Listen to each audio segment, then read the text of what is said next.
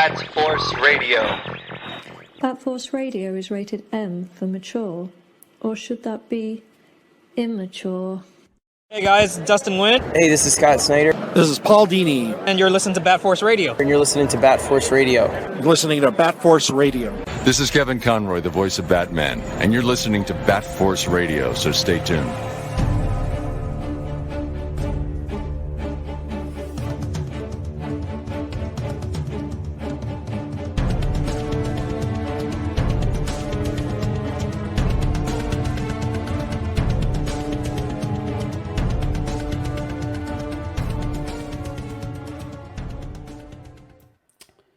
Welcome back to Bat Force Radio, the DC and Batman podcast with no limits.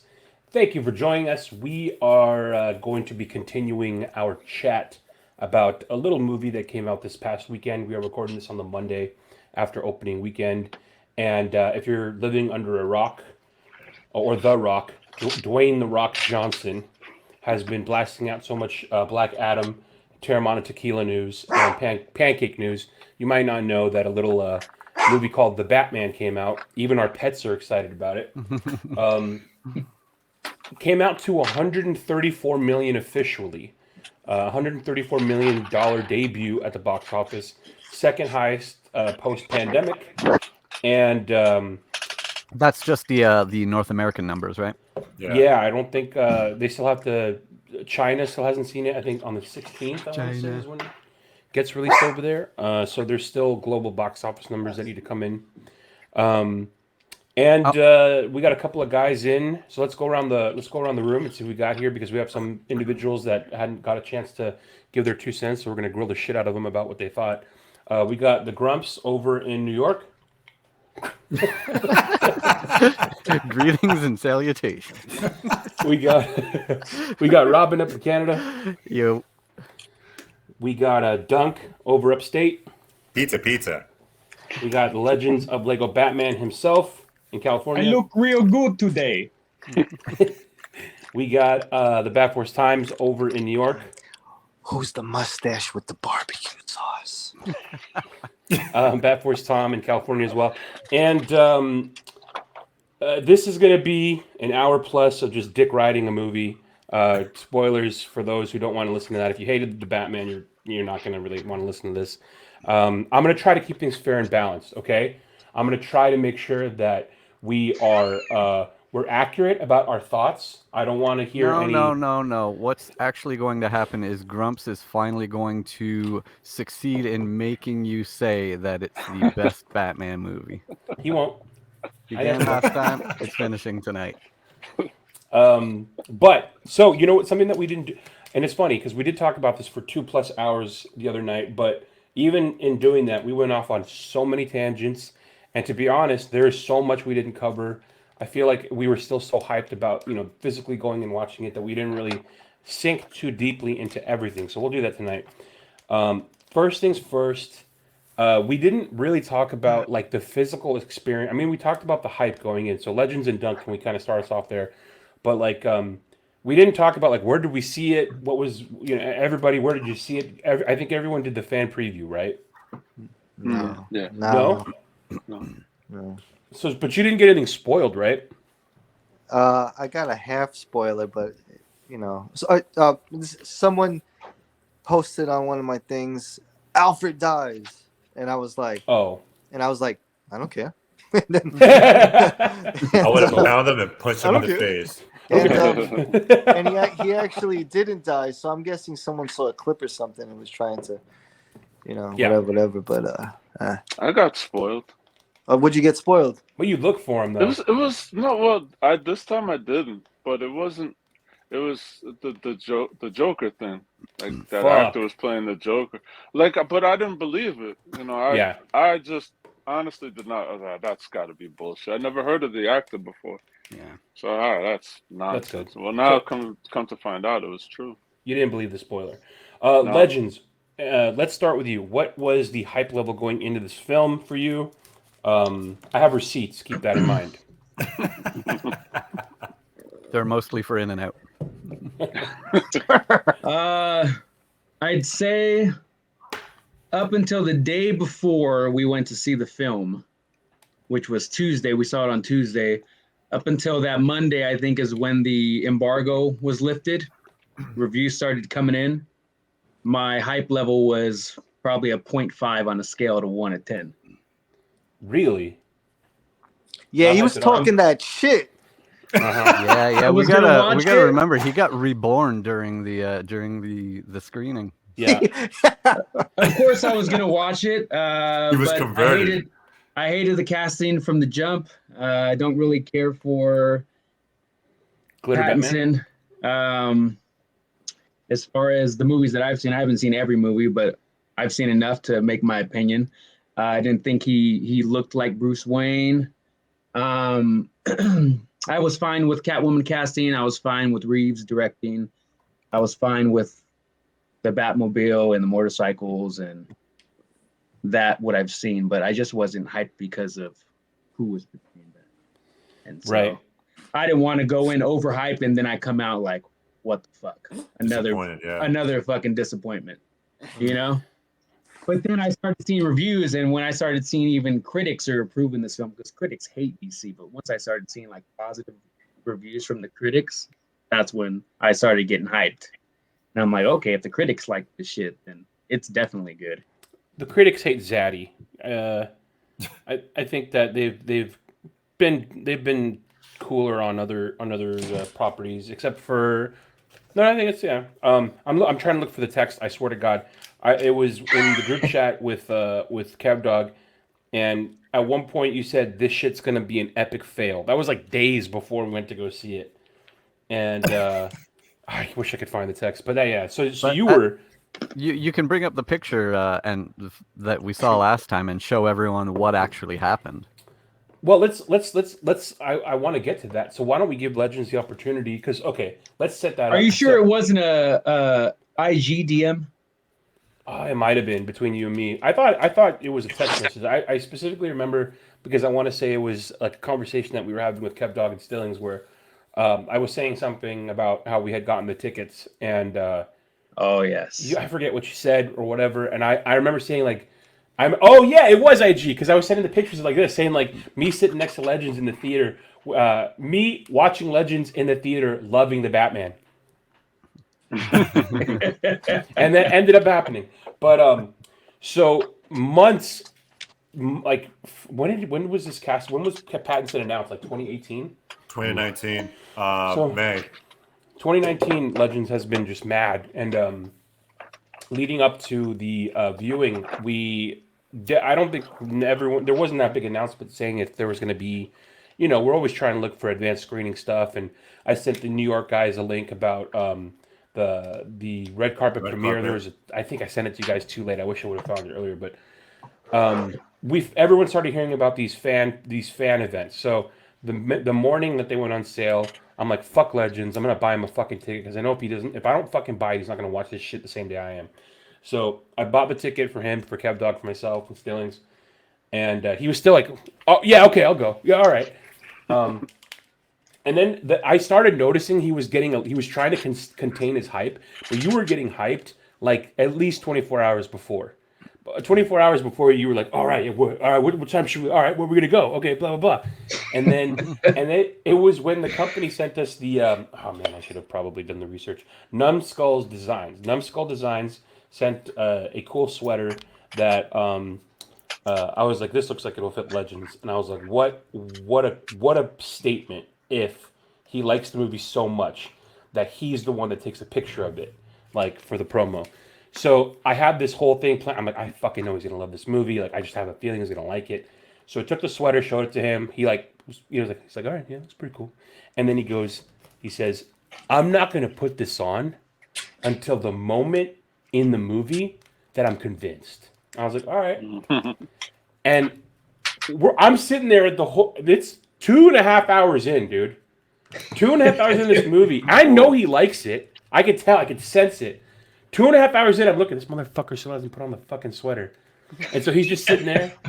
And then it was the moment when he gets fucked up on top of Madison Square Garden and Catwoman's getting beat up and he's on his ass because he took a fucking shotgun to the chest.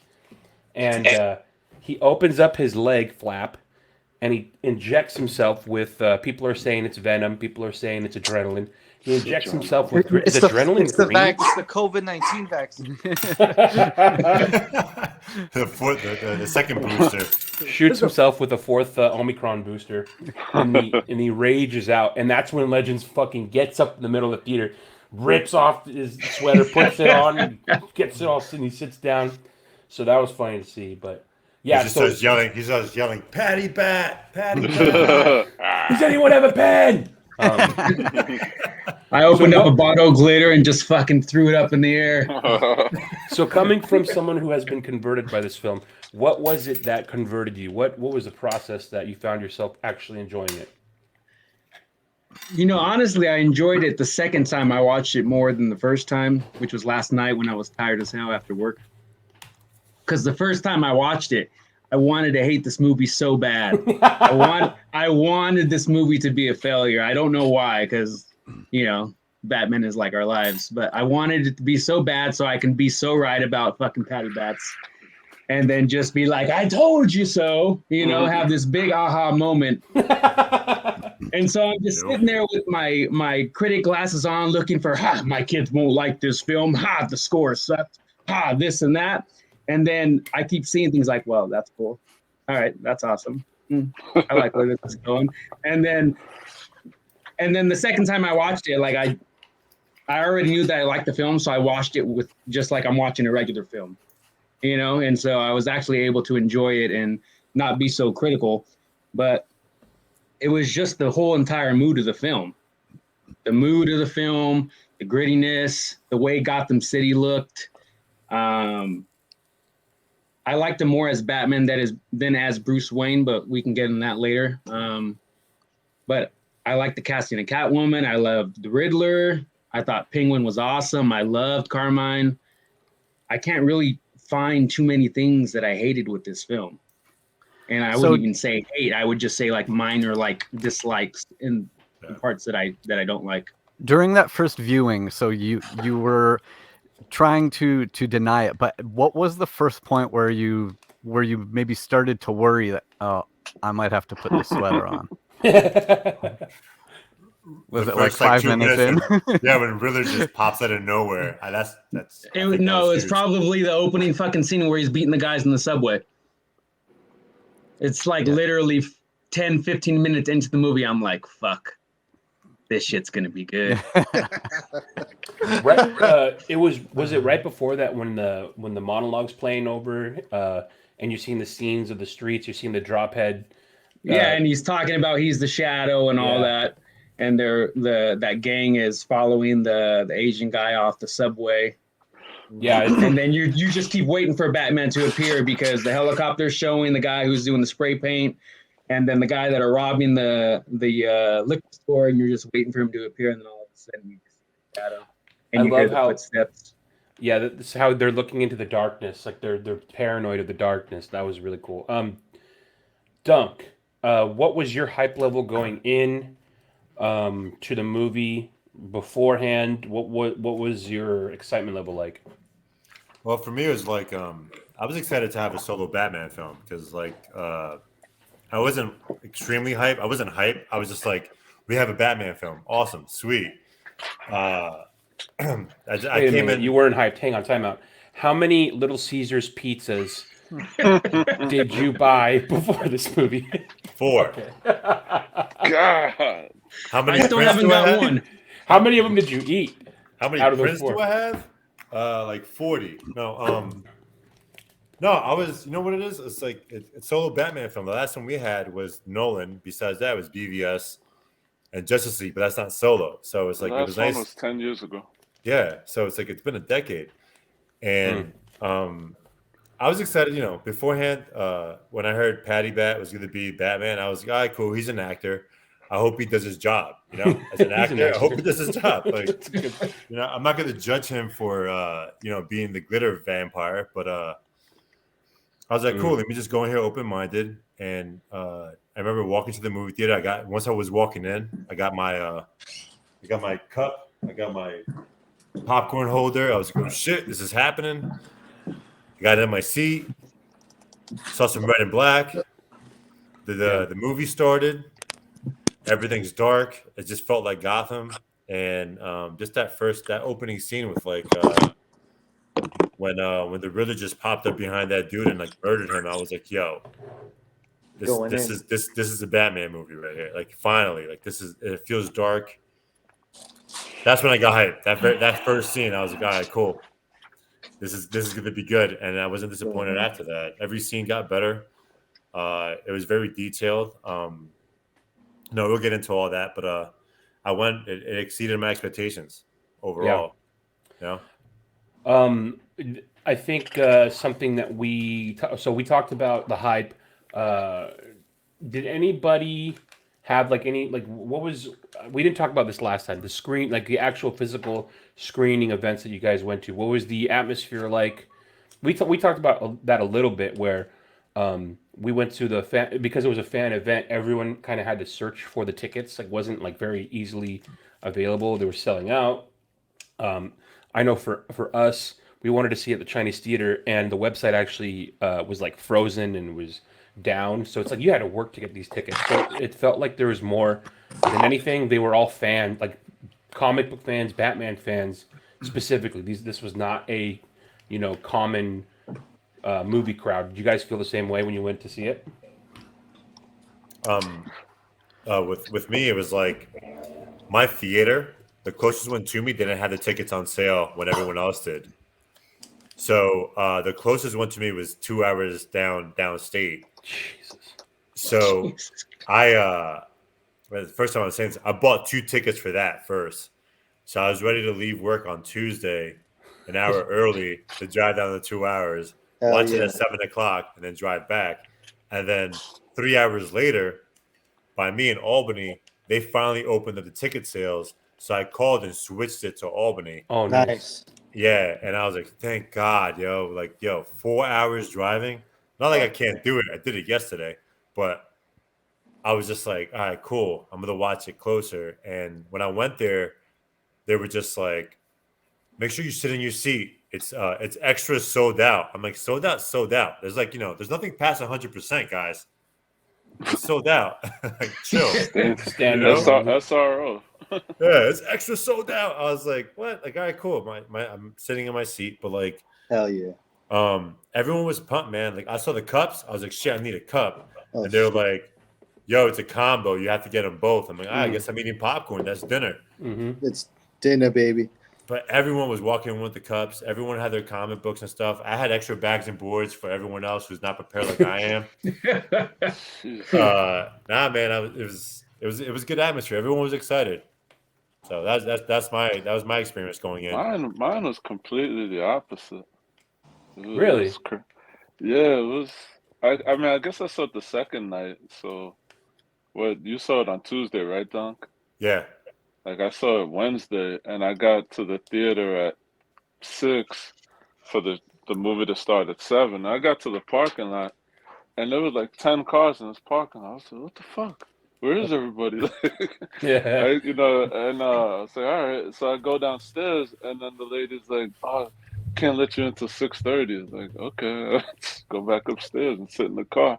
And then they didn't have cups or the popcorn bucket or nothing, just some posters and whatever. I'm like, oh man, all right. So I go in and I sit down, and it's like, I don't know, it was kind of empty, like half empty. Like, it was all the I'm expecting like thousands of people and shit, and I went by myself, so I got stuck between 2 couples, and I was like, fuck, this sucks. Like, man. Yeah, because the whole elbow thing, it's like. So I guess I saw the East Coast. You guys there was people that were seeing it like Sunday night. Really? And wow. Yeah, so I saw that there was like fan events on Sunday, and I'm like, what the fuck? Like we didn't get it till Tuesday, and then I didn't realize that they had them like the whole week. I thought it was just gonna be like Tuesday. I thought the same too. I thought the same too. Like I thought it was just Tuesday, but then then Liz had a viewing on Sunday, and Patterson was there. I was like, yo, you kidding me? Yeah, the Miami one. Yeah, and the Miami one. And then like I got a picture from my mom the following day because he's on the Spanish channel talking about the Batman Monday morning. My mom's like, "Did you see him?" And I was like, "I saw your pictures." but then like I think Gotham Geek Girl saw a Monday viewing. I was like, "Damn!" And some of those, did you see how some of those fan viewings had like a fucking Willy Wonka ticket? Yeah. Like the Batman, it was like red foil. Like what the fuck? Yeah. Like that was shit as fuck. Oh shit. Something that we talked about is the marketing and the merchandise for this movie was pretty on point, and they did a really good job. Robin showed off his bucket and his little toppers. Bucket. I was able to grab this one on my second viewing this weekend. This cup is fucking dope, man. This thing is like, oh yeah. it's Damn, you sturdy, cheating too. on Keaton, man. Hashtag. This I pee in this. Cheating on Keaton. Zaddy. Any patty bat praise now from Tom is cheated on Keaton. That's it. Oh man. I was saying off air to some of the guys. There's so many DMs right now. I have so many DMs from so many people who are like, "Yeah, man, it was all right, but he's no Affleck, right?" I'm like, "Yeah, man, he's not." So we talked about standout performances. You guys mentioned it briefly. Legends. Who is, if you had to pick one, who was your one standout performance? You were like, "God damn, that was awesome." I have to go with Penguin. Yeah. Penguin is probably my favorite. Yeah. I wish there was more Penguin. Yeah. Yeah, it was did anybody else just not see Colin Farrell at all? Yes. Did not see him at all. Yeah. No, not even close. No. Yeah, he disappeared. I mean, from the opening scene from his opening scene, he disappeared. I didn't see Colin Farrell the whole movie. I have a question. Wasn't Jonah Hill offered this role first and he turned it down? Is that true? You are thinking of a different fat guy who was the guy. He was Jonah Hill's not Olaf. fat anymore. He's Olaf. Yeah, have some respect. He's Olaf. Olaf? What's Olaf's actor? What's that actor's name? Yeah, I know. Josh Gad. Yeah, but I think he's correct. I think there was I think Jonah was attached. Maybe. So maybe it was the previous project, like when it was going to be an Affleck thing. Maybe, Yeah. and I he think did. they're both right. Yeah. I mean, I think he. I don't know, man. He went with the 2-3 movie Martin Scorsese deal. So I mean, passing up a Batman movie to make Martin Scorsese movies, you can't really lose either way. But yeah. I mean, it would have been interesting to. Are you guys happy though with this Oswald that you got? Oh, for sure. Hell yeah. Yeah, man. I don't know. I mean, we would have seen Jonah Hill as the Penguin. You know what I mean? This is just Penguin. Like this isn't Colin Farrell. This is a which tall is fucking penguin. cool. Can't believe it. But wait, Real you know quick. what it was like? Like he didn't. Obviously, he didn't look like Colin Farrell, but man, his whatever he did with his voice and his, that accent he had was. Yeah, that twang in the voice, the walk when he just comes out when they're when the Batmobile first shows up and Selena's trying to steal the money. Penguin comes out and just starts fucking manically shooting his fucking gun. Yeah, that was fucking badass. That's some gangster shit right there. Yeah, there's mad like mafia vibes. Yeah. So, fitting. Big shout out to Mike Marino. Mike Marino did Colin Farrell's makeup, and Mike Marino also his team is up for an Academy Award for Coming to America 2. So this dude is legitimately an Oscar-nominated makeup artist, and he is also the gentleman who, and this is gonna come out, dude. You got to think about it. These pictures are out there, and they're gonna come out. He's the one that did the Joker's makeup for this movie as well. Oh, You know, I was thinking about that. So technically, you got a Batman movie with Joker, Penguin, Riddler, and Catwoman. That hasn't been done since the Adam West movie. So yeah. With all those rogues. That's a lot of rogues. Wow. So yeah, that is that gentleman is responsible for some very cool looks. Obviously, he's done really good work. So I'm excited to see those leaks because you know how they do with the makeup. Like they'll do the makeup, they'll do the test, and then someone will take a picture on their phone just to see how it looks. The movie will come out, and then eventually those pictures will fucking leak. You know, like the Ledger makeup, Heath Ledger with his scars, but he doesn't have the makeup on yet. Yeah, that's fucking dope. Okay, Dunk, standout performance for you, sir. It's tough, man, because I'm looking at the cast now. Like, you look at Jeffrey Wright as Gordon, ripped it, man. He did an amazing job as Gordon. Like, he got so much stuff. He got so much shit for being casted to be Gordon. Then you have John Turturro being Carmine. Dude. Like, I'm used to him being like this hilarious character and all that stuff, and he's just like, he was like John Gotti or some shit. Like, he was just cold, this figure. Like, yeah, and I was like, whoa. But I gotta be honest, man. Just because he got the most shit, I gotta go to Robert Pattinson. Just because everyone saw him as this glitter vampire and all that shit, and like the moment he came in, the opening scene with Robert, he walks in, all those cops just pull aside, and it's just Batman walking down this aisle and everyone getting out of his way. I was like, holy fucking shit, this is it. He's crushing it. And I think outside of everyone who got casted for this, he got the most crap for trying to be Batman. And that's not easy.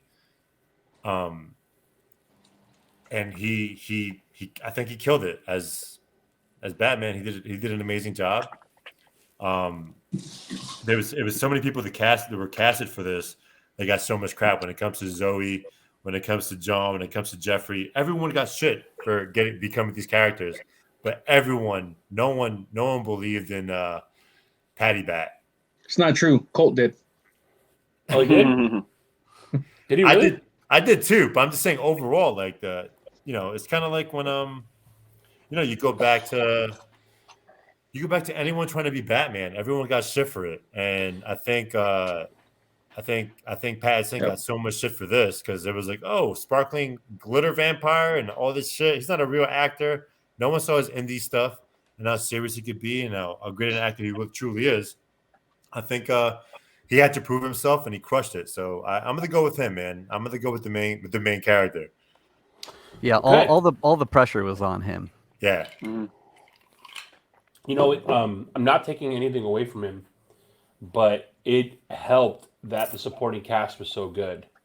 Like it made the transition easier for maybe those who don't like him or like I never personally had any issue with the casting because we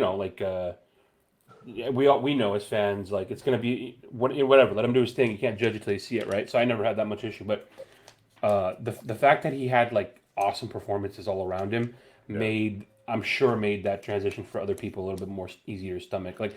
Like I still justifiably so he's not my Batman. But this movie is so good because of everything else that like that doesn't matter. Like this Batman in this movie, Catwoman's amazing, like you guys were saying. I really think Turturro, fucking A, man. This has been my favorite Carmine Falcone in any Batman movie for sure. He was that speech he gave to Bruce Wayne. Which one? Which one? When he was playing pool. That one's great. Yeah. Oh, dude, that was fucking awesome. So that's kind of the second little like monologue and spotlight that he has in the movie where he's basically manipulating the shit out of him about the Maroni thing. But guys, how much like and Teases was the one that was able to tell us which one it was. We didn't know if it was Dark Victory, Long Halloween, but he fucking describes panel for panel when Thomas Wayne operates on him out of the Long Halloween in that scene at the steps of the wake, fucking beautifully, like that scene. Oh my god, it's so fucking sick, and the way he carries himself in that scene. He goes, "Hey, take it easy. It's the Prince of Gotham right there." And then even Oswald, oh man, this movie sucks. Did you guys know that they had filmed, I guess, Zoe in that same outfit as the other actress that was in the actual scene? So there's the pictures of the set have Zoe Kravitz in that scene. Yeah. And I think it was They're trying to throw people off. Yeah, to throw out. Well, I think it was good because did anybody sniff out that they were going to do the whole thing of Falcone being her dad? That was not spoiled for me. That was new to me in the movie. Yeah. Which is smart. I kind of thought they were gonna do it when they kept doing the. I don't have a relationship with him. Like when he kept replaying that, I was kind of like, oh, this is kind of like a clue. Okay. I liked it. I liked how because in the comics anyways, her dad was a scumbag who killed. Wasn't he the dude that clips Nightwing's parents? In one iteration of the character, or allegedly. Don't remember. Shit. Tony, I forget her dad's name, but I think I can't remember what comic it was, but basically it's alluded that her dad is the one that was hired, or for whatever reason killed, or was the responsible for the deaths of Dick Grayson's parents. And it's Black Mirror. You're talking about Tony Zuko? Is it Black Mirror where that's the storyline? Well, Tony Zuko was the one that killed. In general continuity, he killed. Right. And is it in Black Mirror where that's her dad? Am I making this up? I think so. Okay, well that's I basically when they made it, because you know how some people are, like they want everything to be. This is the closest comic accurate film as far as storylines is, and they tweaked it a little bit, but still, like her dad's a scumbag, as far as comics are concerned. So the fact that they made it Falcone, I don't know. Do you guys have any issue with that? No. No, I didn't. Yeah, I thought it was a clever move for the movie. Yeah. But okay, so let's see. We did performances, stand-up performances. What was your guys' consensus on? What else do we kind of go over that we want to get Legends and Doug's thoughts on? We talked about the score. I thought Annie was going to be some like a bigger character. Who? Annie, or what? Annika? Yeah. Annie, yeah. Her friend. The one thing I was surprised when we saw that she lived with someone is I was just surprised that it wasn't Holly. Yeah, that's right. Yeah. That's who I thought it was going to be. I think it kind of alludes that that's who like the character is inspired by. Okay. Yeah. Because that's her girl in year one, right? Hey, can we being that this is the second time we're going over it, can we address one of the complaints that's been floating around here and there? And it's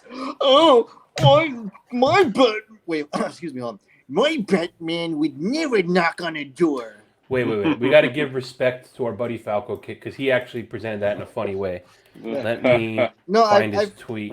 I've heard that complaint. Falco, I'm wearing this hat for you, buddy. Nice.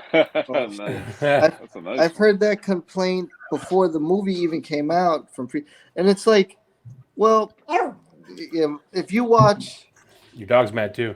If you watch if you read the comics, watch the animated series, he's not gonna pound through the roof when he's just asking a couple of questions for a criminal investigation. Yeah, shout out Falco Kick. And it's ignoring the fact that he knocked on the door to get in, and then he knocked on the face of everyone that was between him and Pink. That was awesome. He knocked on the door and immediately started a fight. Okay, so real quick, so let's set that up. Falco, shout outs to Falco Kick. He's a loyal listener to the show. He's also, like myself, a Toxic Snyder fan, bro.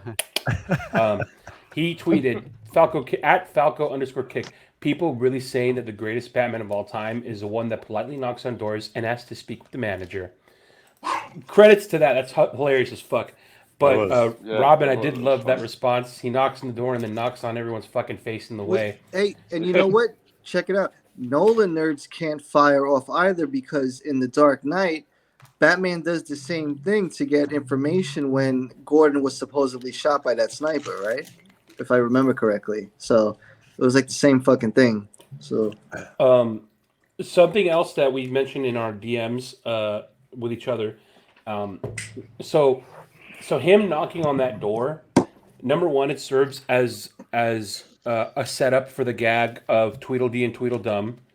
Because there's a couple of times. So first, it sets that gag up, and He beats the fuck out of them. And the thing is, it highlights their kind of incompetence.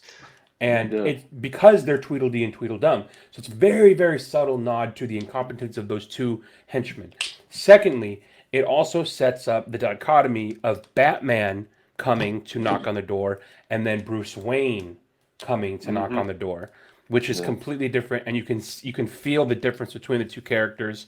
And I think it also shows like they kind of see Batman and they're kind of like trying to size him up and say, I'm not afraid of you, because they fucking are. And then when Bruce Wayne comes up, it's more like, oh fuck, it's a celebrity. Like it's fucking Bruce Wayne. You know, it's completely different. Yeah. Also, I mean, we talked about this too. How fucking dope is it? I hate talking about this movie. Look what it does to me. Fuck! Look how hype you are. Hang on. Lois is the key! Thank you, Legends. Thank you, Legends. In Zaddy we trust. In Zaddy we trust. In Zaddy we trust. Okay. Tom's gonna have to get out of here and go do a secret handshake with Snyder fan bros. It involves their penises. I need to go like threaten people online, dude. Okay. Anyways, the pillow. Gonna go have a nap on that pillow. There you go. So what was I saying? So Batman knocks on the door. Then he fucking fights and fights his way through the club. Dudes are fucking pulling shotguns on him, blasting him in the chest with shotguns. He's fucking getting shot. He's got a bat. And then Oswald just, take it easy, sweet ass. Extends his hand for a handshake. Just waltzes right up to the guy. You're everything they say. Like that introduction to Oswald is highlighted so well because of everything happening up into that moment. And fuck you, Matt Reeves. Yeah, that was great. The other transition you see is kind of like the twins. It's like opening scene, right? Batman walks into the crime scene, and that one cop is like, "You freak," and then fast forward to the funeral. His name is like, Martinez. Get it right. Okay. Hey, look! Hey, look! It's Mr. Wayne. It's Mr. Wayne. Hey! He doesn't even acknowledge him. You call me a freak, you asshole. Kanye. That might be my favorite scene when you're seeing, and I think Reeves talked about this. You're seeing it from their perspective sometimes, so you're seeing it from Batman's perspective when all the cops are just staring at him in disbelief as he enters the crime scene. Yeah. And then you just see him like tower over them, and it's like he's not even human. You know what I mean? They're just all around him, and the way he acts with his eyes is just it's really, really, really good. I don't know if people catch on. And then I know Gramps was like, "Oh man, my Batman would never let a cop put his hands on the chest." and I thought about it. I was like, no, he would, because Batman would not. Batman wouldn't want to escalate into a hostile situation around the cops when he's just trying to work with them and investigate with Gordon. So that's how and a nice thing there. So he just really mugs that guy down while he's got his hand on his chest, that look on his face. But then as soon as that situation ends, when the guy stands down because Gordon told him to, he immediately, puts his head back down, like being respectful of the situation, that there's a dead man there. Yeah.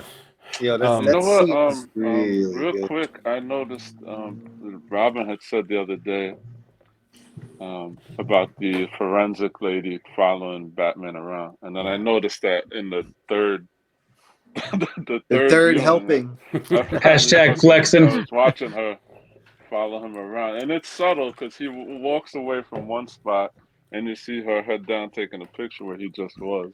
Yeah. But that was really cool. Yeah, and it's not often in movies that we've seen examples of how smart he is, particularly around police, showing them up kind of thing. In that same scene, I think it's right before that, when he first looks at the body and the guy who is, getting Gordon up to speed on what the situation was, he pulls that paper bag off the hand and tells him, his thumb was cut off. And Batman displays it there too. He says that was cut off while he was still alive. And he says there's Ecchymosis. Ecchymosis, yeah. So you're Yeah. bleeding under the skin. So because he's telling, look, pay attention. You can tell that it was cut off while he was still alive. Real quick, back to people having a problem with Pattinson and here we go. having a difficulty transitioning from Big Ben. Shout outs to MCU Legends Collector Senor MCU. Was upset because this isn't Affleck, and he says, "I demand more from the Cape Crusader physically." And I said, "Yes, me too. Bigger arms, a more robust chest, strong yet gentle hands, weathered yet affirming eyes, lips that wait. Shut up." So, those are the things that I think people are having a hard time not having with a Batman. Nice big thick Batman. But I think something else that we talked about that. And I think who's seen it multiple times since our first. I've watched Jesus twice. Christ, Legends. Okay, so pretty much almost. Duck, have you seen it twice or no? No, I was supposed to go last night, but Too Dunk much was on the road. Too much Little Caesars is slowing you down, Dunk. Too many Dunk deliveries. Second time around, Dunk deliveries. Second time around, I got very strong animated series vibes from the score. What did you guys feel about the score? How did you like the score in this film? Did you feel that it complemented the movie well, Dunk and Legends? I initially didn't like the score. When people posted it online, I listened to it. And I like the guy who made it because he did the score for Lost, my favorite show ever. In case you guys didn't know. I thought it was going to be much better, but it's kind of hard to judge something to a movie without seeing the movie. You might just hear a song and it's just a regular song, but if that song's in your favorite movie, then that song has meaning to you. So it's kind of like I had a different perspective from the score once I saw the actual film. Now I like the score because you start thinking of the movie when you hear it. So score is fine. I don't like this version of Legends. I don't like this. I don't like this Legends that is allowing logic to prevail. I don't like it one bit. Dunk, your thoughts on the score? The original score, where's that now? What's that? With the score, No, the music, the original, the score. Oh no, well, it was very fitting. I got downloaded the whole thing, man, and I'm like, it's like my gym music now. I like that a lot of parts in the movie. It's not it doesn't sound like a typical superhero movie. There are so many parts where it sounds more like a horror movie. Yes. Sort of vibe. Feeding to what you just said. What I enjoyed the most, and I told my friend this, and when we walked out, he was like, my buddy Christian, shout out to Christian, over at Lock and Key bar. He was like, "Yo, this was amazing," and I was like, "What the hell?" I didn't even know that he was a big comic book guy.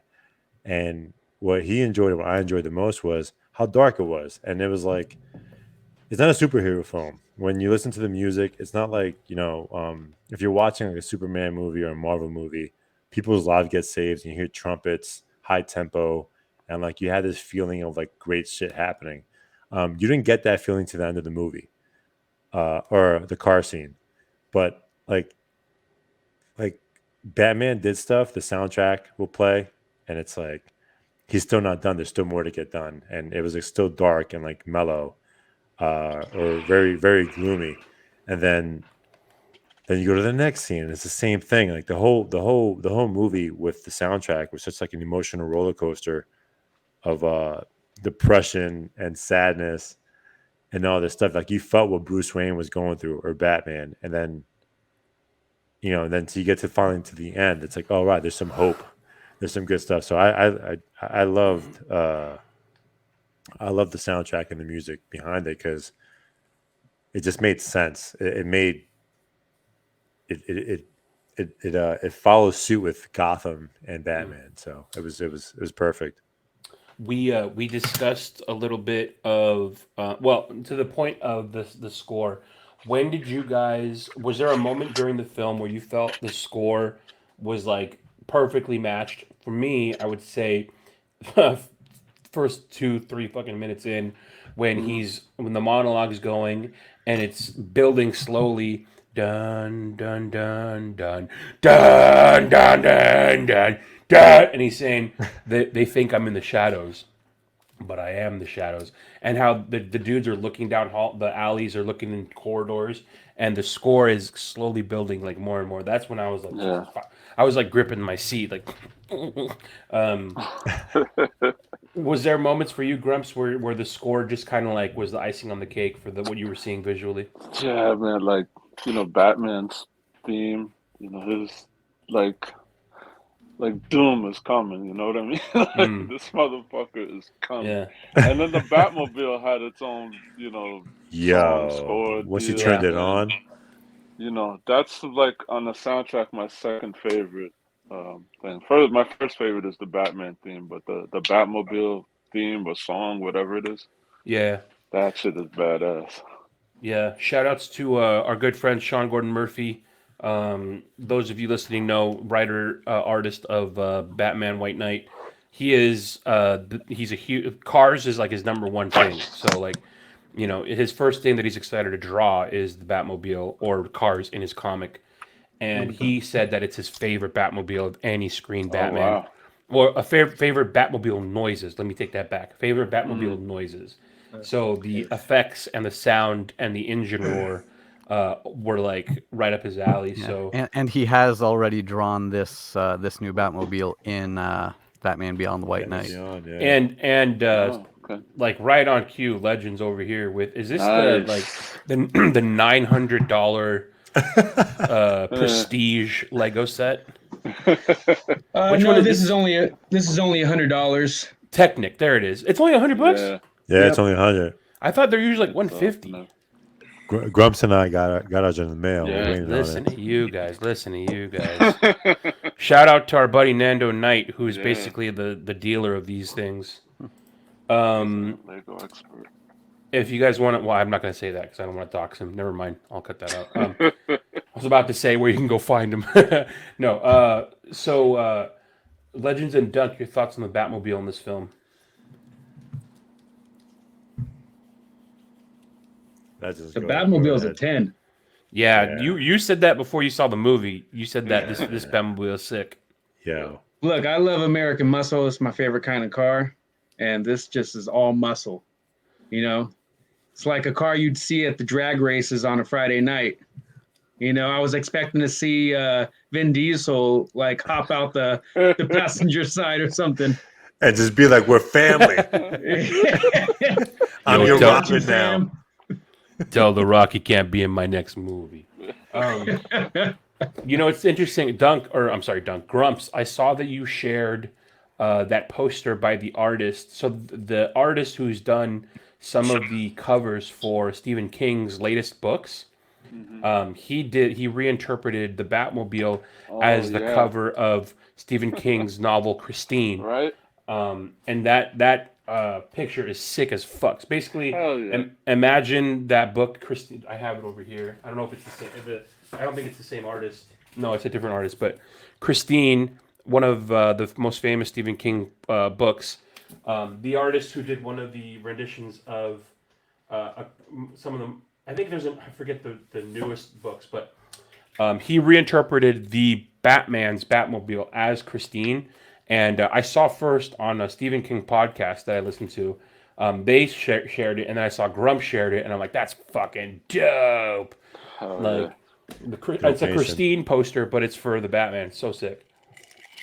Because the introduction of the car was sick. Like like its own character in this movie. Right. Yeah. What other, it could be argued it's not a Batmobile, it's a tank. But Nolan did something similar with the Tumbler. The thing is that it cheapened it because you saw the Tumbler before it was the Tumbler. You saw it as the tank first. But when he uses it as the Tumbler, it gets a little bit of that where it's got its own little it's got a couple of seconds where you see it's just that, nothing else. Obviously, 89, you got the big dick. Fucking, he comes out of the museum and the shit's right there and it's a fucking money shot like that. But this is the first time where. Like, I remember in the theater, being like, God fucking damn it, that's loud. Like you could feel it in your balls, Yeah. you know. It was like that in IMAX. Like when once that car started, my seat started shaking. I was like, yo. Wow, that's close. And I'm like, I this like is how they fucking amazing. kind of sort of saved the introduction of it, because we see Batman and Gordon follow. Gordon's sort of taking the lead, taking Batman's lead. He says, "What are we going to do?" And he's like, "Okay, let's follow him." So they follow Penguin off to where he's going, and they find that he's going to the this facility where they're making and apparently dealing out of. And when Gordon follows him and sees where they went to, and he radios to Batman, however they were speaking, he tells him where he is. "Oh, this is where they are." And Batman says, "Yeah, I'm here," and he's already up on the roof, but we didn't see how he got there. So they didn't show us that he got there with the car. Yeah. And then we still don't see anything, and he saves it until I think he really used it as a distraction, because Gordon and Selena were both pinned down by gunfire. So he uses that to break that up and get them out of that situation. Yeah. And you see it in the background when he's in the Batcave. Like you see it there, and it's just like this tarp, this right? prop. Like you don't even it's just there. And then it's like, and the entire time, like, when the fuck is he to drive it? What's the hell's going on? But And didn't they that show scene, parts on the floor or table or something? It was like he was working on parts. it. That's what it seemed like. And then that scene happens, and like and for me, everyone in the movie theater lost their shit. Everyone was like, "Oh!" And I was like, my chair's vibrating. This is dope. Because IMAX. You have to watch it in IMAX. We put up a little fun game. If you guys are listening, it's a picture of all everyone's favorites: Keaton, Bale, Affleck, Pattinson, and then we had different. I'd give him another shot with a different director.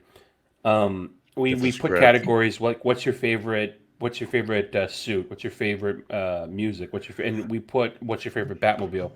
And shout outs to Chris Ingersoll, loyal follower and commenter. Oh my god, I just lost his comment. Basically, he said, if I can find it real quick, he said he says this is a Keaton guy, and he's a Keaton guy, and he says best Batmobile, Pattinson.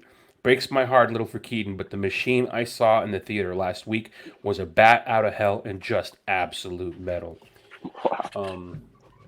Yeah, I mean it's a very good Batmobile opening scene. Something that we did not get into was the cinematography. We touched it a bit, but we didn't really delve into it.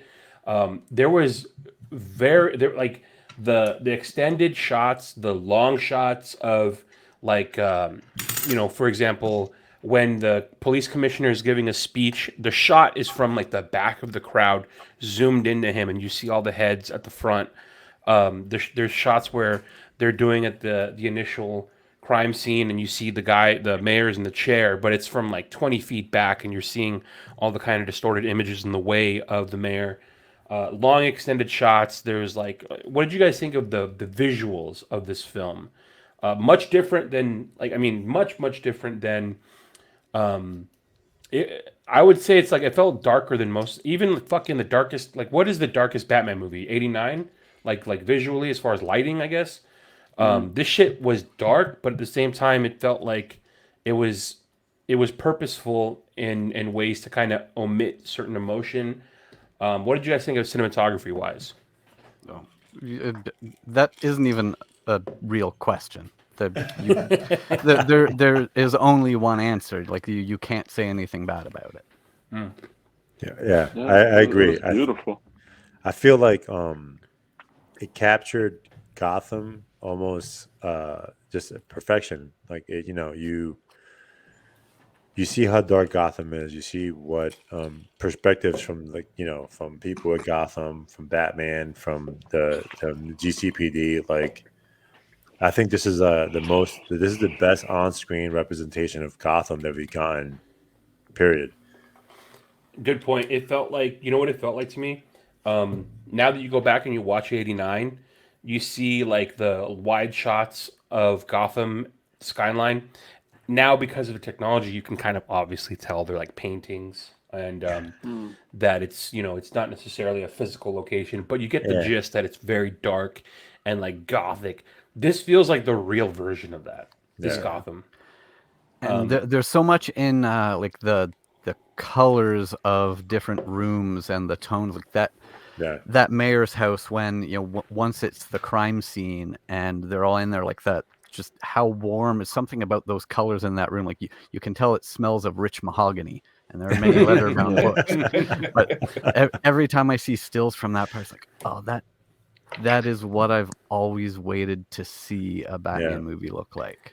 Ron Burgundy has had many women over in that. He's kind of a big deal. It just go ahead, Grumps. Oh no, I was just gonna say the opening shot, I guess, of what looks like a Times Square sort of deal. Immediately brought me to year one. Yes. So I loved it. I got a question. I just want to fast forward all the way because I'm curious. That the last scene when they're both on the motorcycles, they're going through the cemetery. That the way to end that movie in that scene. What do you guys think of that scene? First thing I thought of was that was the first scene I think that they like filmed. Because that was the first teaser. That was the shit that leaked first, and everyone got the first big looks at the suit, and people were going nuts. And we saw the clip where the stuntman wiped out. What I gotta say is, and I'm still not like 100% convinced about this suit, but there's something to be said about avoiding spoilers and avoiding the way things look prior to the way that the director intends. Because that shit looked way better at the end than it did in those leaks. Those leaks looked like dog shit. Yeah. Those leaks were dog shit compared to the way that they were able to edit the color. And I mean, it just felt kind of like it felt the bat and the cat. They're like swerving in and out. It's like, it felt very romantic, very hoity, very atsy fatsy. But I liked it. Because I remember the first time I watched it, I couldn't remember how the movie ended. So the second time, I'm like, all right, what's the fucking closing shot? And it's Pattinson on the fucking bat. You know what? Let me find this shit real quick. Shout outs to the legend himself right now, the living fucking legend right now. That this motherfucker, we don't deserve him.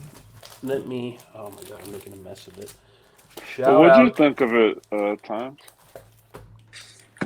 Well, what I thought that was interesting with this movie is how they're finally starting to figure out how to make Batman look pretty good during the day, because I feel like in Dark Knight Rises it really didn't look good. He didn't look good during the daytime. Batman's nocturnal, but when they're riding through the cemetery in the motorcycles, and I don't know if they use how they got filters or just the way they film it. It just kind of worked, and it didn't look stupid. It looked good, and that's not easy to do. Batman during the daytime and Catwoman. It's like, how do you make that look good? And then it ended very cinematically. It was cool. It wasn't like cheesy or up and away hoping. It was just profound. It was and. It makes you think about, is Selena gonna make a U-turn? Because you just see Pattinson continue to ride, and you always wonder. So it's like, I don't think anyone, because we haven't really discussed how they ended this movie, and I thought that they ended it in a way where it was very mature. I found it very mature. I thought he cares about her because he looked back. But then he looks ahead and he's on to the business. So. Yeah, she says, "What am I thinking? You're spoken for because the signal's up." Yeah. That's classic Batman Catwoman. That I was getting Tom King Batman 50 vibes when that happened. Shout out to the legend Tom King. Shout out to Tom King. Shout out to the hundreds of death threats. Shout out to the hundreds of death threats Tom King got during Batcat. Shout outs to all the toxic fans that were sending. Tom King threats because we wouldn't have met his cool bodyguard, David. They actually made that Bat Cat shit work when she goes, the bat and the cat. has a good ring. It was like that kind of made it sound cool instead, not cheesy. Legends came. He came. I heard him. Heard him. Yo, actually, speaking of that, what'd you guys think? What did you guys think of? What did you guys think of Riddler's creepy orgasmic facial expressions? Bro, I loved it. Oh, when he was getting arrested? Yeah, like he liked the pain. Cream in his jeans. That's really creepy, bro. Like it was planned.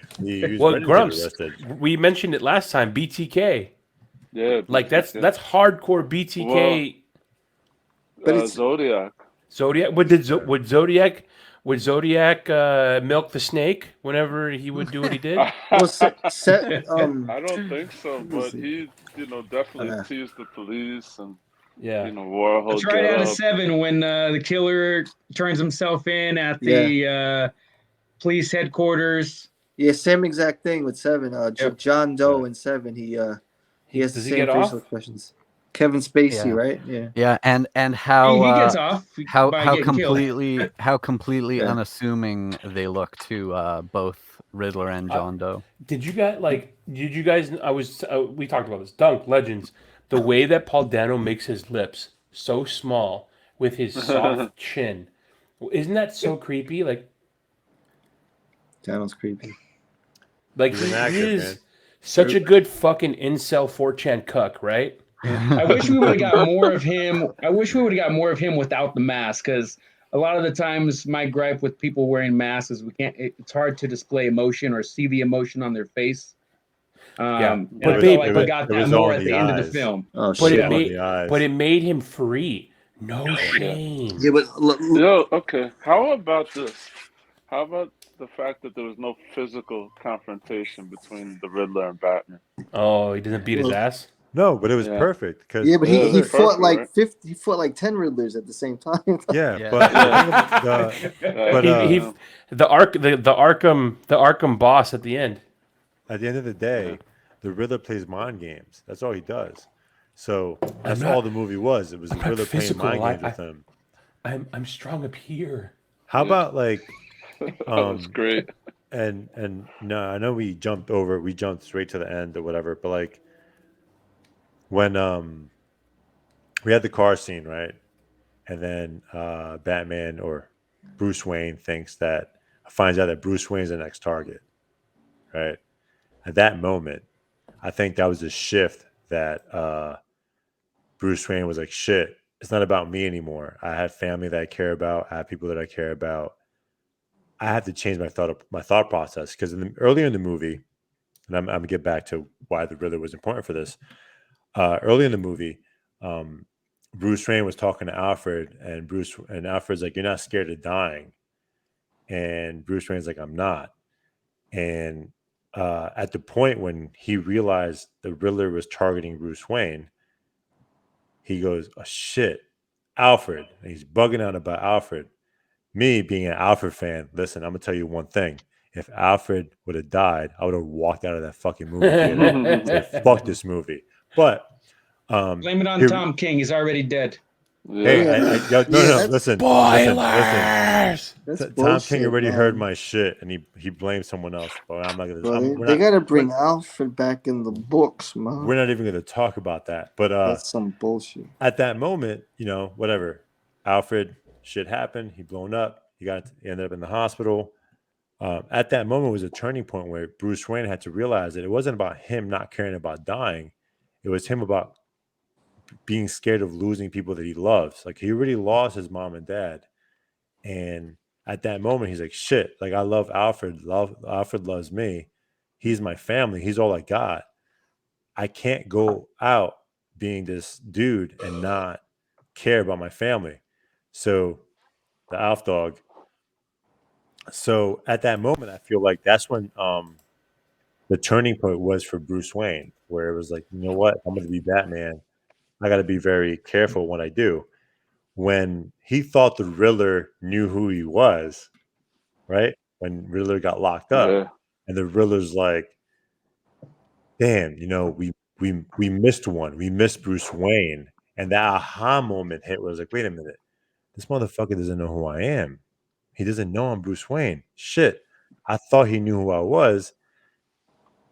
That just gave Batman like, all right, cool. This guy doesn't know who I am. I'm good here. I got to go save everyone else I love. I love Gotham, and that's when he, the bombs went out and all that stuff, and he became hope or justice instead of just vengeance. Yeah, his energy bar refilled. Yeah, but it was nuts. It was like shit. Oh shit! This motherfucker knows who I am. Who almost killed Alfred, and Dunk almost left the movie theater. I can't let that shit happen. What did you guys think of the suit? Something that we talked about the last time. A lot of people were kind of split down the middle as far as the suit. It was really cool. Second time around, I basically accepted it as Lieber Mayhew's suit. Like it's pretty much almost Lieber Mayhew's suit with a couple of nods to other things. But oh shit! I saw Lieber Mayhew's suit, even with the pants, because I came back and I was looking at some of the. Oh yeah, real quick, shout outs to Lieber Mayhew, living legend, probably one of the greatest cover runs so far in Detective Comics currently. Damn, Tom picking up them books, getting all the Lieber Mayhew covers. Those B covers, man. Books, dude. Lieber Mayhew getting a shout out in the credits with Brian Azzarello. Huge. So you know that they were looking at some Azzarello, Bermejo Joker, and yeah. Well, when everyone was citing the same movies as the influences for this, Year One and Long Halloween and all this, but there was an interview where Pattinson named books that he read and really inspired him for, and he named Batman Damned, as one of his. Yeah. Damn, he wanted to show that dick. at least some root. Yeah, they were interviewing the cast, and Matt Reeves was talking about how he's a massive Batman fan, and then like Colin Farrell was talking about how he knows how protected Batman mythology is for so long, and so like they all came in, understanding how important it is to get all this shit right, which is pretty cool. Like they're really they're trying not to make any mistakes when it comes to all of this, and like the teasers was mentioning it, he goes, they don't really give you anything to dislike. There's so little, they put so much thought into it, constructing this film, that you could really see how in tune they were, how in tune the whole cast was to do this. So. Coming from a guy that still could take or leave Pattinson, this movie's really hard to hate on for me. It's very, very difficult to hate on. It's just got so much good stuff going for it, and that's from a hater. I'm a hater, guys. I'm an absolute hater. But I just thought of something when you mentioned Colin Farrell just now. It's funny that Ben Affleck and Colin Farrell both got shit on for Daredevil, and they both found redemption in Batman movies. Yeah, that's fucking funny. That's right. Colin Farrell has kind of been fighting an uphill battle ever since, I'd say. Well, but but hero movies. I mean, he hadn't been in any other like superhero movie until this. So, hey, did you guys know that the Garfield guy that played Spider-Man, Charlie Cox and Pattinson all, I believe, attended the same acting school at the same time. So that's Spider-Man, Daredevil, and Batman. So that's crazy. Yeah, that's really interesting. What did you guys think about the humor in the movie? Because there was humor in the movie. Subtle and well put. You know what I liked about it? And you guys tell me what you think. I loved how when he's Batman, he's not making a joke as Batman, but there are jokes that he's involved in, but he plays it straight. Yeah, he doesn't sell it at all. And it's not like, and it's in the comics, like he's the straight man, but there's funny things being said or done around him, and he's the straight man.